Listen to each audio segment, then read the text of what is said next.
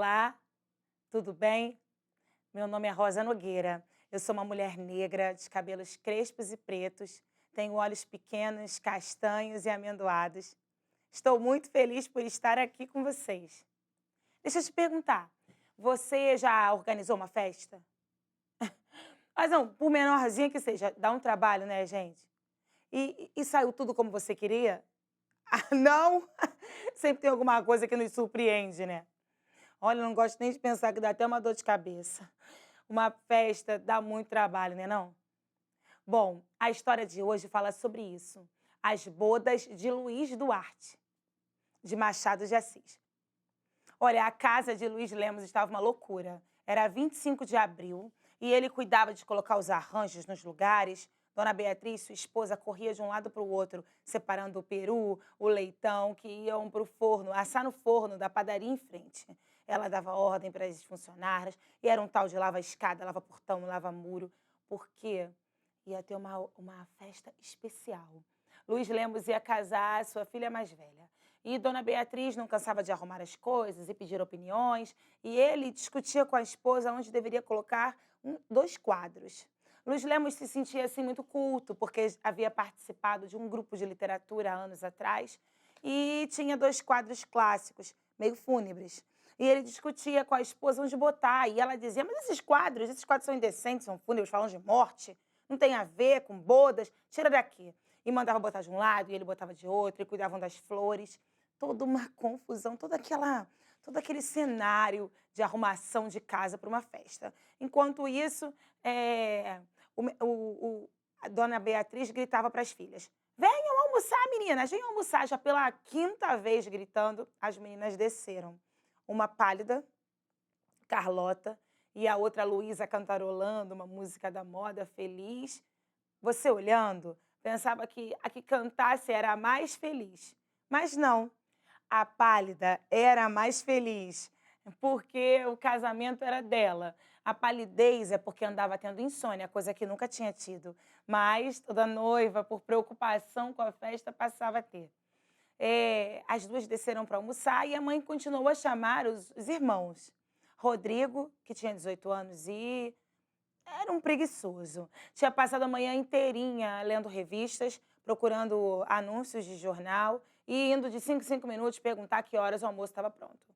E Antônio, o pequeno, que era a cópia do Rodrigo, chamou para almoçar. Enquanto eles almoçavam, José Lemos, o pai da noiva, era um homem que comia em silêncio, concentrado, preocupado com todos os afazeres da festa e tal. Preocupado, Rodrigo, então, contava como tinha sido o show que ele tinha ido na noite anterior. Todos se divertiam com o que ele contou sobre o teatro, sobre a apresentação, e todos se distraíam, riram, enquanto o pai tenso, preocupado com todos os protocolos e organizações do casamento. Assim que acabou, a mulher foi listando afazeres. Bom, você agora vai à rua, você vai encomendar o motorista, você vai encomendar o cabeleireiro, você vai pedir para tosar o cachorro, você vai... E foi pedindo um monte de coisa, passe aqui, passe ali.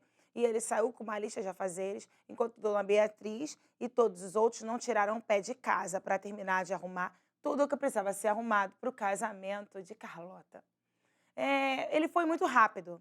José Luiz Lemos saiu e voltou rapidamente, muito feliz, porque tinha conseguido cumprir tudo que a esposa pediu e ainda marcar para Porfírio, para que o tenente Porfírio fosse ao casamento.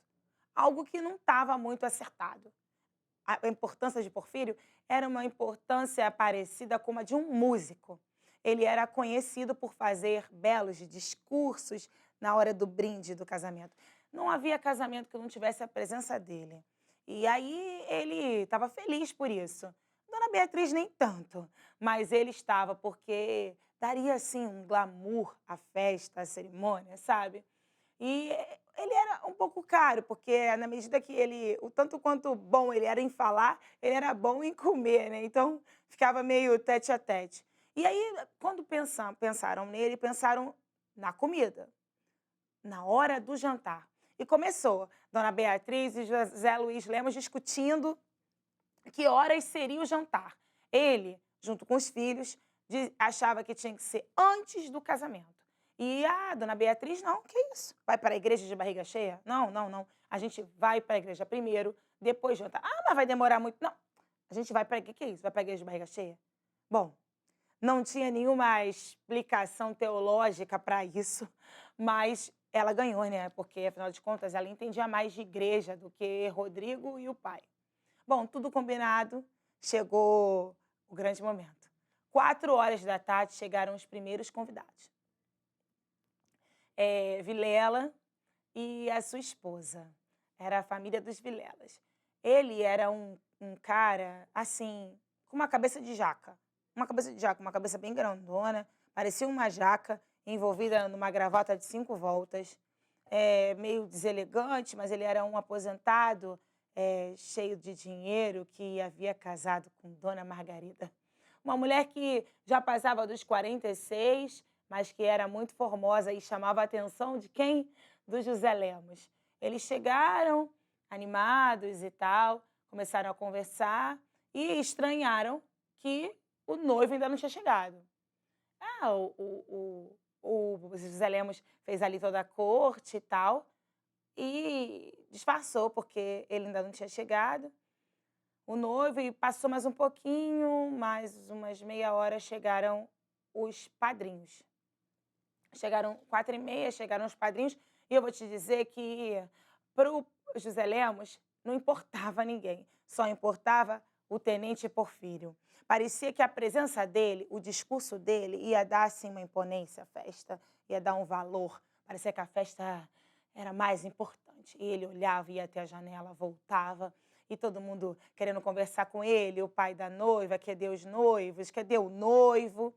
E o Porfírio com a cabeça, o José Lemos com a cabeça cheia, nada do Porfírio da notícia. 4h30 chegam os padrinhos e pergunta. Ele corre para dar um abraço caloroso no padrinho, o padrinho empurra, olha, nada de beijo, abraço. Ele era um homem sério, um homem considerado um homem grave. O homem grave era aquele que fazia os seus gestos com leveza. Dizem que um homem grave não pode tirar o lenço do bolso e utilizar rapidamente. Tem que retirar com toda a leveza e gravidade. Traz uma seriedade. E o padrinho, muito bem escolhido, um homem grave, tratou o pai da noiva assim, com essa gravidade. A sua irmã, por sua vez, a madrinha, andava sassaricando, doida para ver a noiva, entrou para dentro da casa para ver com Dona Beatriz como estava a menina. E ele continuou ali tentando fazer sala e nada do noivo. Passou mais um pouco, ele então pensou, bom, é o noivo. Não. Dona Beatriz surgiu com a noiva e os outros filhos, belíssima. Toda de branco, com flores de laranjeira no cabelo, com seus olhos negros que valiam como joias. E encantou todos os convidados.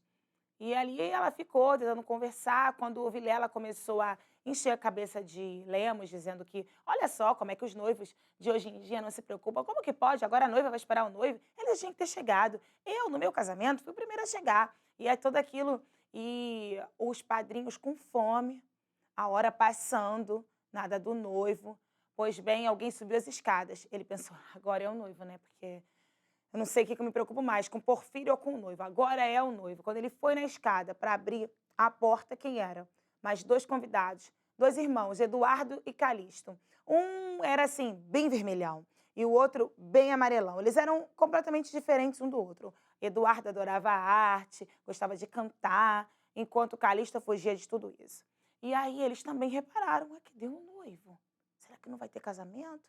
Pois bem, começou o filho menor, Tonico, correr pela sala, que quero jantar, as pessoas já começando no bochicho, eu estou com fome. Por fim, chegou o noivo. O noivo, quando chegou, parou a festa. Lindo, bem tratado, muito bem vestido, com um bigode loiro, sem barba nenhuma, jovem. Um jovem que faria qualquer moça se apaixonar. E os dois encantaram. O casal era belíssimo. Os dois encantaram toda a festa. Rapidamente, o pai da noiva, os pais e os padrinhos partiram para a igreja, enquanto os convidados continuaram na festa, sendo cuidados por Luísa, a irmã, e Rodrigo, que Rodrigo só procurava ir na cozinha beliscar alguma coisa e Luísa foi tocar um piano para distrair. Enquanto isso, os convidados só no bochicho. Gente, mas o que é isso? Que demora? Eu cheio de fome, se eu soubesse tinha jantado antes de vir. Mas que desorganização, ai meu Deus. Aquele bafafá, os noivos voltaram e é a noiva ainda mais bonita. Saiu com flores de laranjeira, voltou toda cheia de rosas. E foram recebidos com gritinhos, aplausos, jogando beijinhos, todos muito felizes e o pai ainda tenso. E o Porfírio, gente, a gente vai ter que jantar. E Dona Beatriz assim, ó, se ele não chegar, a gente vai jantar. Vamos ao brinde. Quando todos se reuniram para ir ao brinde, quem chega? Porfírio, o tenente chegou glorioso, todo arrumado, pronto para dar o discurso. Ele, que tinha o domínio das palavras, aí começou o bochicho. Chegou ele, chegou ele. Ele não era um homem assim muito jovem, mas dizem as más línguas, as fofocas ali da festa, que ele era muito perigoso. As mulheres caíam na sedução dele até o momento que ele começasse a botar esses nas frases. Porque as nossas botas... Isso incomodava um pouco as mulheres. Algumas diziam assim, olha, ele fala, parece até um dicionário. Parece que uma parte das pessoas que ouviam não entendia muito bem o discurso, mas ele dava um valor à festa. Então começaram todos, se juntaram para ouvir o belíssimo discurso de Porfírio e vamos ao brinde. E aí o pai da noiva cutucou Luiz Duarte para que ele falasse. Ele, ai meu Deus, mas eu não sei falar, um brinde aos noivos. E a Dona Beatriz, ai meu Deus, constrangida. Na hora que o pai vai falar, o pequenininho, mamãe, quero gelatina. Olha, ela se sentiu assim, com uma vontade de matar o menino. Tirou o menino do brinde e o Porfírio então pegou a palavra. E começou. Isso era por volta de 6h25. E o Porfírio começou. Porque esse casal formoso, como o cravo e a rosa, esse casal que encanta, esse casal que parece que surgiu de um desenho, de uma pintura, esse casal lindo, maravilhoso, que encanta, esse casal que mais parece com a bandeira do nosso país. E começou a falar. 8 horas da noite. E Porfírio continuava falando, as pessoas constrangidas, pois então Vilelas puxou aplausos para ele e a festa tinha sido brilhante, segundo o pai da noiva. Todos fizeram um silêncio e começaram a batalha. Comeram felizes da vida e Vilela, que parecia ser a brisa do tal poema dito por Porfírio, respondeu, graças a Deus, chegou a hora de comer. E todos começaram a comer ali, felizes da vida. E no final o baile. E aí ficaram lá disputando, Vilela e ele, até 2 da manhã. Um brinde ao exército, um brinde aos noivos, um brinde aos pais das noivas, um brinde às mulheres, um brinde. E ficaram lá brincando, enquanto que eles nem perceberam que o brinde mais importante seria do próximo descendente que viria desse lindo casamento. Que confusão, hein, gente? Que tensão que esse José Lemos passou, meu Deus. Organizar uma festa é muito difícil.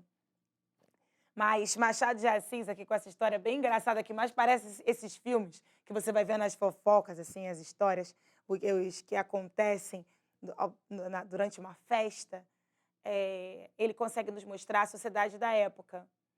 E com um modo bem irônico e divertido, ele mostra os costumes da época, como as mulheres eram tratadas e a realidade.